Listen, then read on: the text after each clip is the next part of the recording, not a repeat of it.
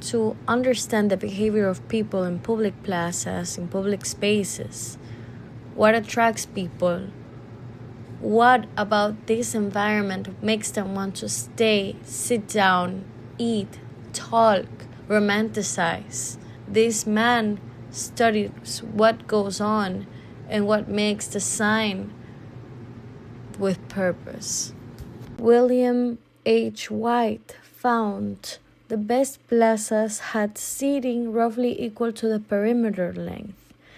In the Millennium Park, we see a lot of these, over 15,000 linear feet of walkways, hundreds of benches, low edges around sculptures and fountains, and 2.2 acres of great lawn for informal sitting.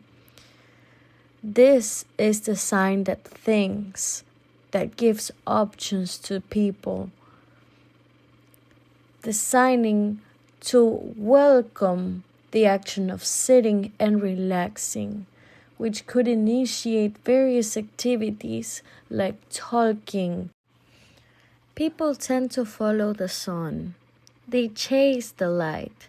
They prefer to stay warm if it's cold, but also they look for shade in the summer while being able to receive the light. People do tend to avoid, however, windy corridors. Now, Millennium Park captures everything people need and seek for in a public space. They have the great lawn where they can capture winter sun. They have the Pritzker Pavilion, designed by architect Frank Gehry, to get filtered shade and also being able to catch a presentation at the theater. Also, the buildings, the plantings help avoid getting wind, cold wind, as Chicago is the windy city. On warm days, people could have options of where to go. They prefer the shaded edges, but also have the option to go to the nearest water feature, water that they can touch, especially in the summer when it is the most active. The Crown Fountain and lawns see peak use of the people as after a long day walking by the streets of Chicago and the heat, they want to cool off near the water that they can touch and play around, where many memories have formed and many childhoods have been spent there.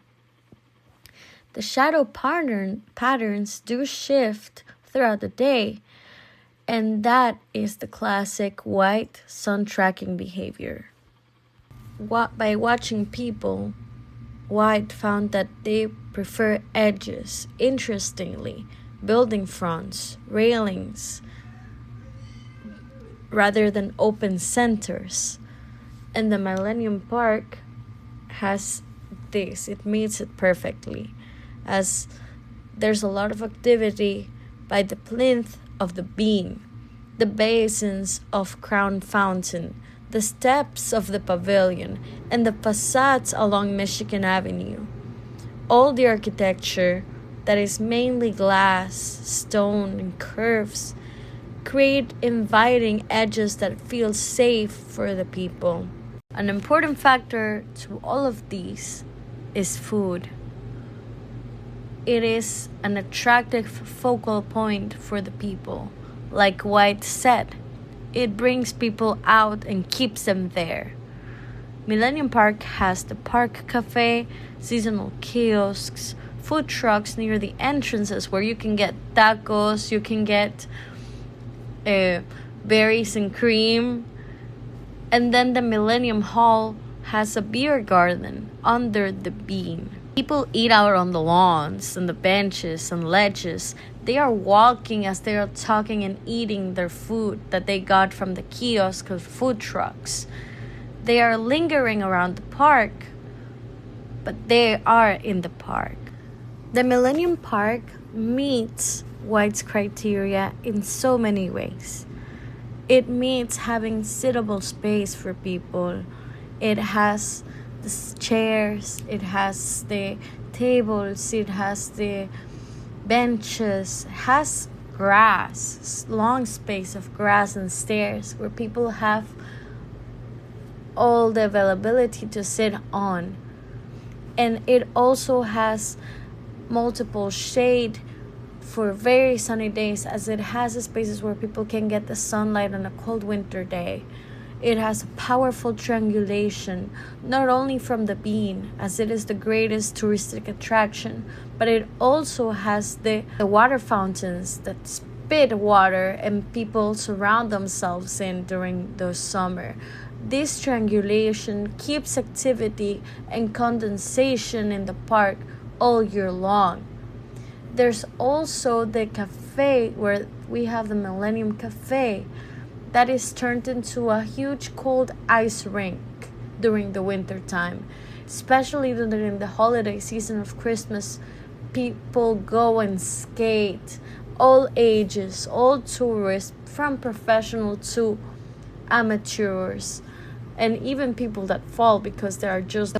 The scale is even larger than the examples of Whyte's New York plazas, but they still hold the human patterns that were seeked in the lesson. An interaction, sight, and experience, not only walking past something and forget about it, designed with a purpose, so somebody can have an experience, an anecdote, a conversation. What attracts people most is other people. William H. Whyte.